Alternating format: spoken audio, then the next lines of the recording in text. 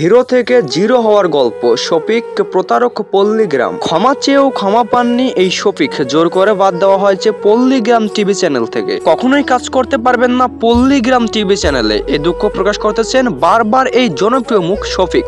শফিকের মন্তব্য, শফিককে কেনই বা বাদ দেওয়া হলো পল্লীগ্রাম টিভি চ্যানেল থেকে। নির্দোষ থাকা সত্ত্বেও ক্ষমা পাননি এই জনপ্রিয় মুখ শফিক।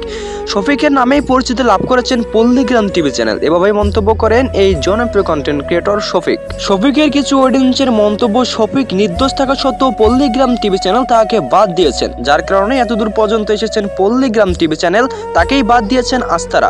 একদিন তাদের ভুল তারা বুঝতে পারবেন বলে মন্তব্য করেন শফিকের কিছু অডিয়েন্স। তবে জানা গেছে সাম্প্রতিক সময়ে এই জনপ্রিয় ফানি কন্টেন্ট ক্রিয়েটর শফিকের কিছু গোপন ভিডিও ভাইরাল করেন কিছু নেটিজেন, যার কারণে শফিককে বাদ দেওয়া হয় পল্লীগ্রাম টিভি চ্যানেল থেকে।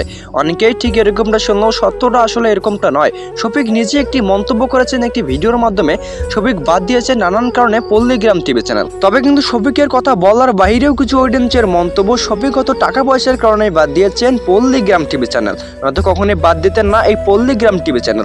কারণ এই পল্লীগ্রামের টিভি চ্যানেল প্রত্যেকটি সাবস্ক্রাইবারে শফিককে দেখে সাবস্ক্রাইব করেছেন বলে মন্তব্য করেন শফিকের কিছু অডিয়েন্স। তবে কিন্তু জানা গেছে শফিকের সঙ্গে প্রতারণা করেছেন পল্লীগ্রাম টিভি চ্যানেল। শফিক বর্তমান অবস্থায় ভালো নেই বলে মন্তব্য করেন শফিক নিজেই।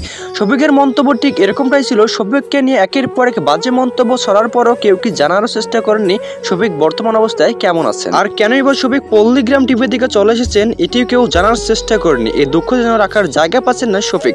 যদিও বা তিনি জুনিয়র, তবুও কিন্তু বাংলাদেশের প্রত্যেকটি মানুষের হৃদয়ে জায়গা করে নিয়েছিলেন এই বয়সেই। তবে কিন্তু জানা গেছে শফিককে নিয়ে একের পর এক বাজে মন্তব্য করতে করতে শফিকের যেন মাথা খেয়ে ফেলেছেন কিছু নেটিজেন। শফিকের উদ্দেশ্যে একটা কথাই বলেছেন কিছু নেটিজেন, শফিককে নিয়ে বাজে মন্তব্য করবেন যারা প্রতিদিন, তাদের উদ্দেশ্যে একটাই কথা পেছন দিয়ে দেবে, গরম গরম টিম।